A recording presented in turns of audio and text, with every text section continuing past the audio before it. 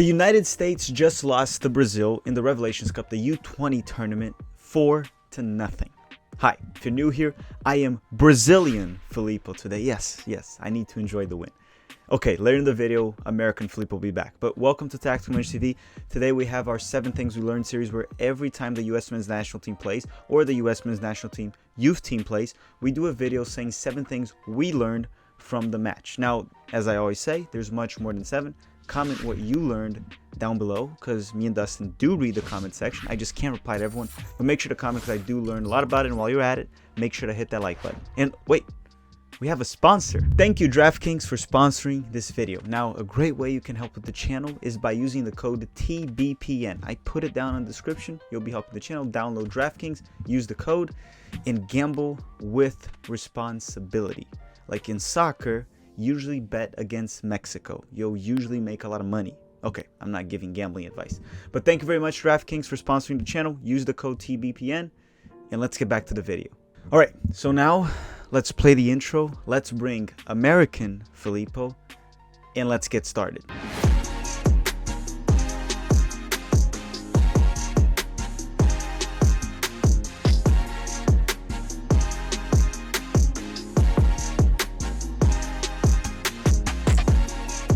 All right, your favorite version of Filippo is back, American Filippo, and let's go to lesson number 1. And lesson number 1 is something we should have learned 2 years ago, and we should still apply it now.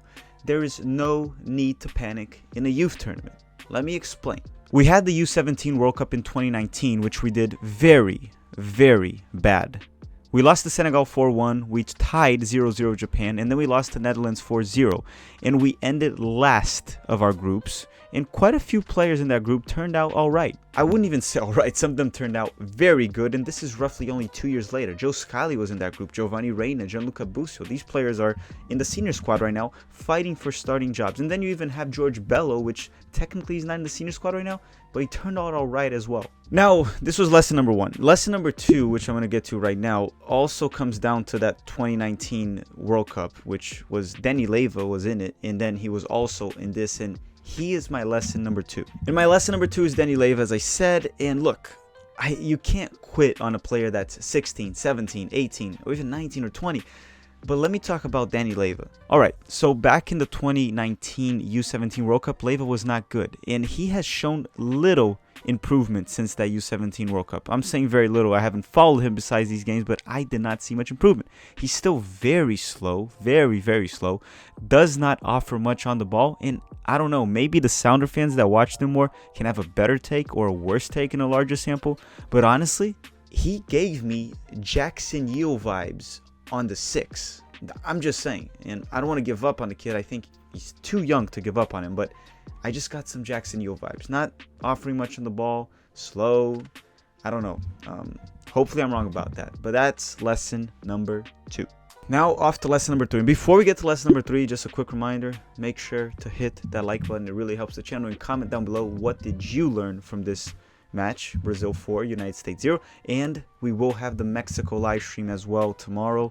If you're watching this on Thursday, it's this Friday, USA versus L3 for the World Cup qualifying. Now, lesson number 3 actually has 2 players included in it, and one of them is Cayden Clark. The one thing I want to say about Cayden Clark is we learned how good his pressing game actually is and his defensive work rate when it comes to helping the team.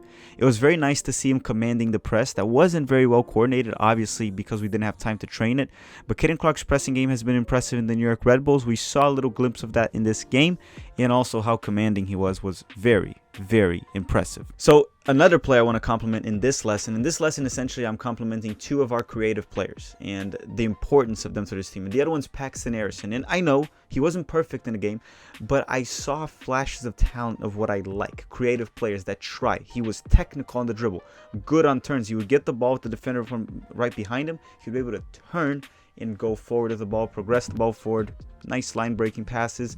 It wasn't easy. The team didn't seem very well coordinated or organized, or even as a team, but I saw some glimpses of talent from these 2 players, which I very much enjoyed.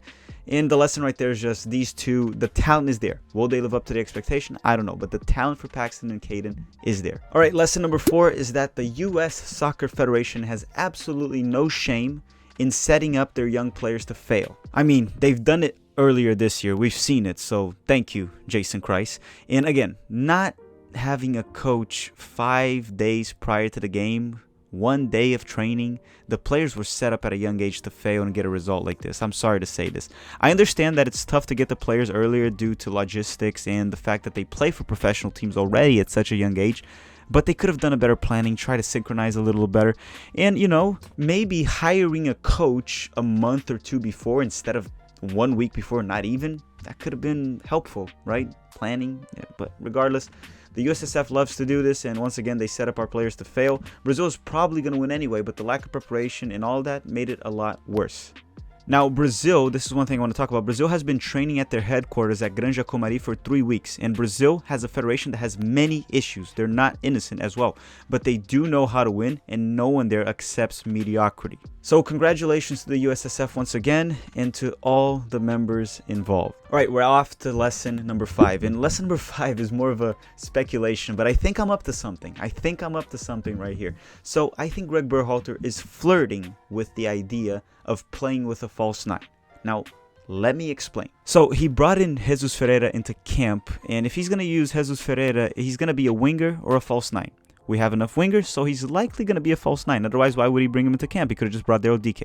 Now, Cayden Clark played as a 9, or essentially a false 9, and I have heard that Greg sees that Cayden can bring something different and wants to fit him into the system and sees something useful on him, whatever that means in Greg's words. And again, why would Mickey Varas play Cayden Clark as a false 9 since the New York Red Bulls do never play him there? And look at this too.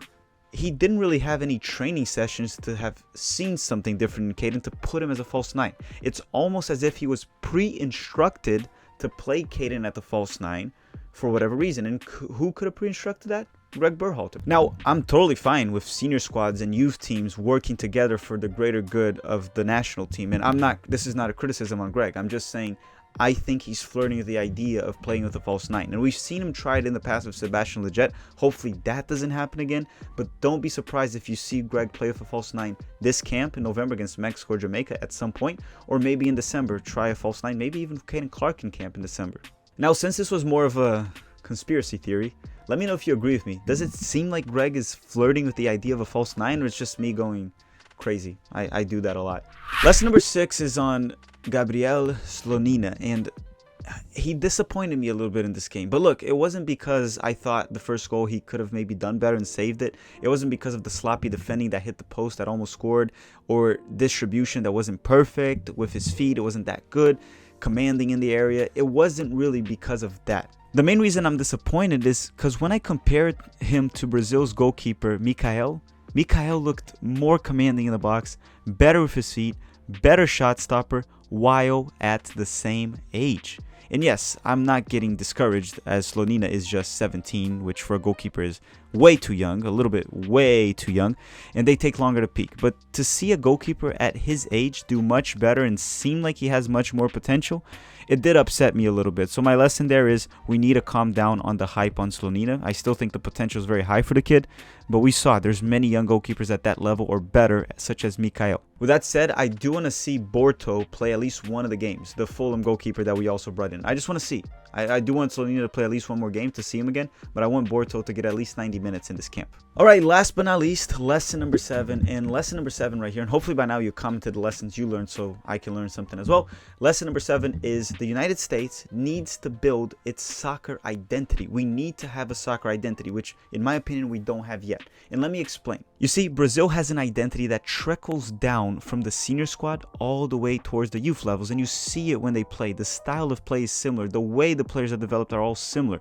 And you see that in Spain with the tiki-taka, and you see the Barcelona Academy. You see that with Italy, Germany, Argentina. And to be fair, even Mexico, they have a very well-defined way to play and how they develop the players. Is it right? Is it wrong? That's a different argument, but they have an identity. The United States used to have an identity as the grinded out team, but we're changing. It's a process and we need to figure it out. And I don't think we should be the just grinded out team, because now we have actual lots of talent and it's growing and growing and growing, and we shouldn't just stay with the grind it out. If you want to be a team that disorganizes the opponent the ball, which is something Greg Berhalter promised us and hasn't shown yet, you need to have a team where all players can play on the ball. You need ball-playing defenders. You need a goalkeeper that can play out of the back and use his feet. Produce players with the identity you want to implement, and, you know, that's how you get it done. And I'm sure over time, we will get it done. We will have an identity. And one thing I noticed from this game, our center backs and many of the center backs we develop are not ball-playing defenders, and that's a problem. Defenders that can play out of the back. Same thing with our goalkeepers. A lot of them are not good at their feet. Unlike other nations, we saw this with Brazil in this game, and I think eventually we'll have one, and we'll have a very strong identity and a very winning identity. It just takes longer when you have an incompetent federation like the US Soccer Federation. That is all. Alright everyone, that does it for this video. Hopefully you enjoyed, hopefully you hit the like button by now, and hopefully you commented what you learned so you can help me out with my takes as well. But you know what? Thank you very much everyone for watching. Don't forget that we will be doing live streams for all the other Revelations Cup games for United States and Colombia, United States, Mexico, US versus Mexico for the senior squad. That's a big one. And US versus the Reggae Boys, the Jamaicans, next Tuesday. Thank you very much for watching everyone, and have a great day.